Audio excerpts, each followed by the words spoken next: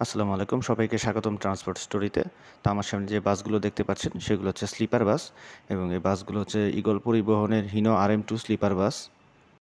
তো বেশ কিছুদিন আগে আপনাদেরকে আপডেট দিয়েছিলাম যে আমিনবাজারের আনোয়ার গ্যারেজে ঈগলের RM2 বাসের চেসিস রয়েছে। অনেক দিন চেসিসগুলো আনোয়ার গ্যারেজে রাখা ছিল, তো পরবর্তীতে সেই বাসগুলোর কাজ শুরু হয়।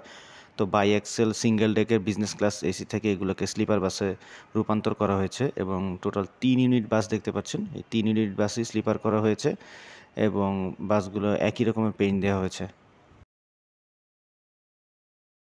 তো বাসের পেইন্ট আগেও দেখেছিলেন।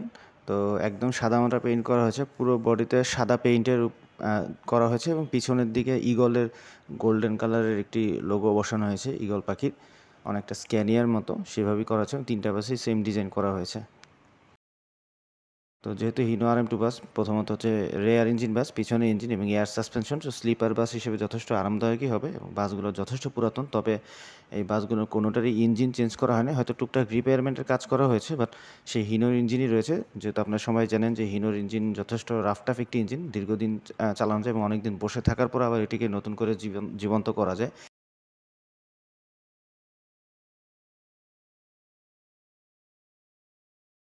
তো চলুন এবার ভিতরে দেখে আসি। ভিতরের সিট হচ্ছে স্যুট ক্লাস সিট, নিচে হচ্ছে নিচের দিকে হচ্ছে বিজনেস ক্লাস সিট এবং আপার দিকে হচ্ছে স্লিপার বেড, সিঙ্গেল এবং ডাবল, আর নিচেও বিজনেস ক্লাস ডাবল সিট এবং সিঙ্গেল সিট। তো বর্তমানে এই ট্রেন্ডই সব বাসে চলতেছে। আর ভিতরে ইন্টেরিয়র কালার খারাপ না, ভালোই লেগেছে। এখন সব স্লিপার বাসে একই রকমের ডিজাইন, কিছু কাজ বাকি আছে, তবে এই কাজগুলো শেষ হলে ঈদের আগেই বাসগুলো বের হয়ে যাবে যতটুকু বোঝা যাচ্ছে। মোটামুটি 90% কাজই কমপ্লিট, হয়তো 1 সপ্তাহের ভিতর হয়তো বাসগুলো বের হয়ে যাবে। তো এই মুহূর্তে রুটটা সঠিক বলতে পারছি না, তবে আনুমানিক ধারণা বর্তমানে স্লিপার বাসের যে জাতীয় রুট ঢাকা, চট্টগ্রাম, কক্সবাজার, সেখানেই যেতে পারে বাসগুলো। এবং যেহেতু ঈদের পরবর্তী সময়ে ট্যুরিস্ট জোন হিসেবে কক্সবাজারের চাহিদা বেড়ে যাবে, তো হয়তো সেই সময় এই বাসগুলো ওই রুটে চলাচল করবে। এর আগে কোন রুটে দিবে সঠিক বলা যাচ্ছে না।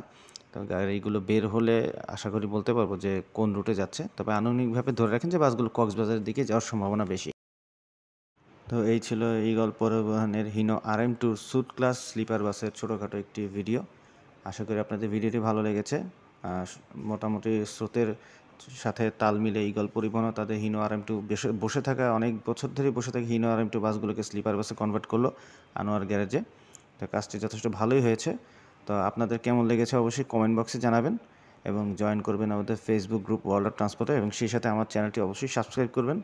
দেখা হবে পরবর্তীতে নতুন কোনো ভিডিও নিয়ে। ততদিন পর্যন্ত আপনারা সকলে সুস্থ থাকবেন, ভালো থাকবেন। ধন্যবাদ সবাইকে।